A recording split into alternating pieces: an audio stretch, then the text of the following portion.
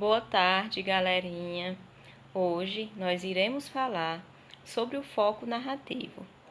O foco narrativo é um elemento primordial na narração, pois é o foco narrativo quem vai determinar, quem vai contar a história.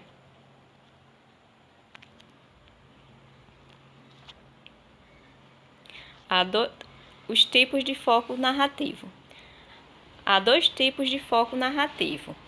O narrador em primeira pessoa, que é o narrador personagem. O narrador em primeira pessoa, ao contar a história, ele vai se incluir nessa história. E o narrador em terceira pessoa. O narrador que narra em terceira pessoa é um narrador externo. É aquela voz de fora que vai contando a história conforme observa. Dentro do narrador em terceira pessoa, nós temos dois tipos de narradores, o narrador observador e o narrador onisciente. O narrador observador, ele tem um conhecimento limitado, ele sabe apenas o que ele vê. E é isso que diferencia do narrador onisciente. Por quê?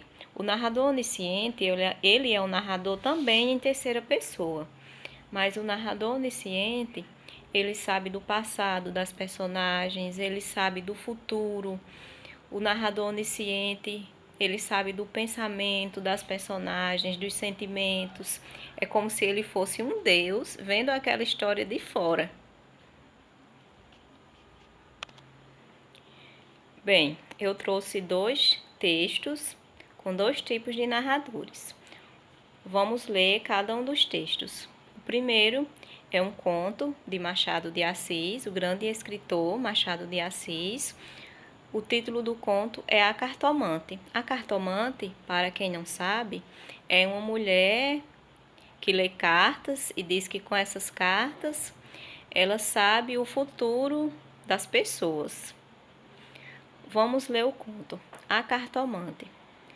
Separaram-se contentes. Ele, Camilo, ainda mais que ela. Rita estava certa de ser amada.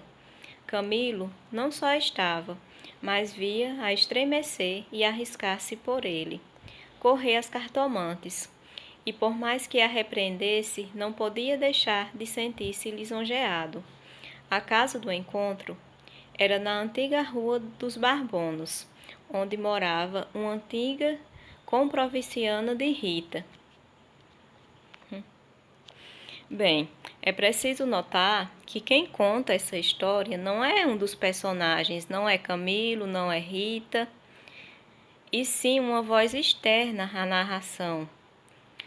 Perceba que essa história é contada em terceira pessoa. Ele, Camilo,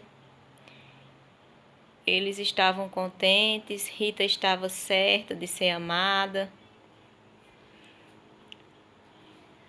A história é contada em terceira pessoa e é interessante notar que esse narrador é um narrador onisciente. Porque, veja, esse narrador ele sabe dos sentimentos dos personagens.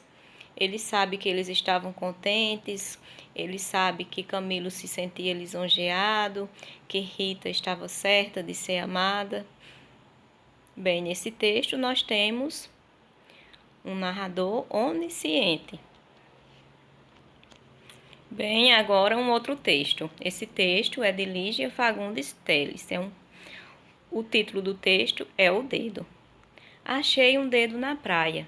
Eu ia andando, em plena manhã de sol, por uma praia meio selvagem, quando, de repente, entre as coisas que o mar tirou na areia, conchas, gravetos, carcaças de peixe, pedras, vislumbrei algo diferente.